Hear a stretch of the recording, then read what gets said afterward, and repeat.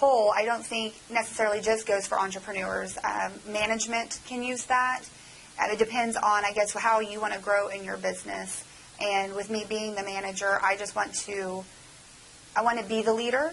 So I think that does go to an entrepreneur side. Typically, as an entrepreneur, you think outside the box a little and think differently, and that's how I want to be, because I think that's going to help our business grow here.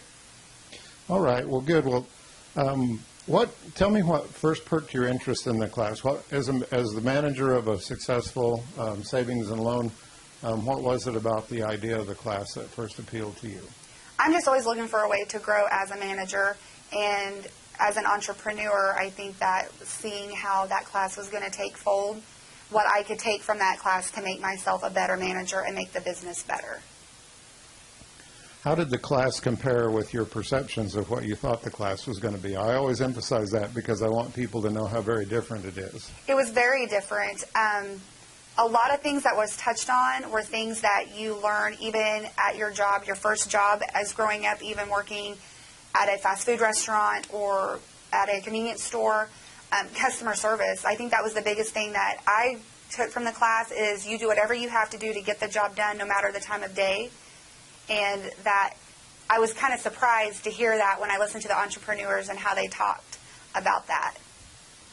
Okay. Well, what were some of the things that you liked best about the class?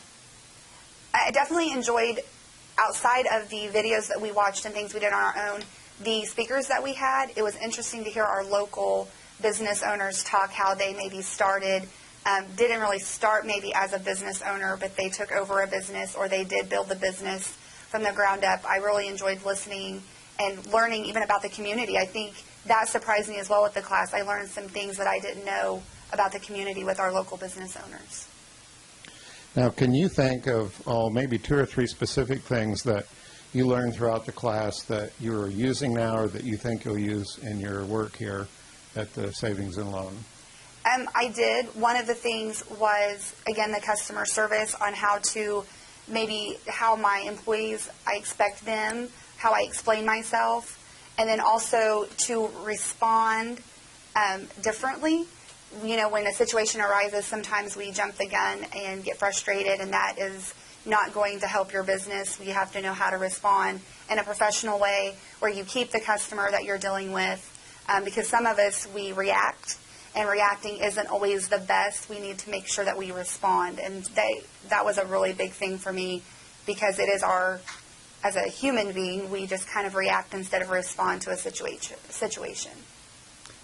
Well, what would you have to say to maybe other managers, like would-be peers like yourself, or maybe even other business owners, as far as the applicability of this curriculum and this class to their work and their companies? I definitely think it was a good thing for me. It made me look at situations differently. It made me understand, especially as a loan officer, some people who come in and want to start their own business, we as a bank, that's a high risk. So it kind of made me think differently about those people and to see how they think and what they want to do, how they're going to problem solve a situation that's needed in our area.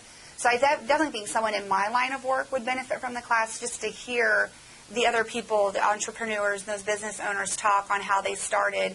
Because again, a lot of them didn't start with the bank. They started on their own with a little savings account or a credit card, which might not be the best way, but they started a different way.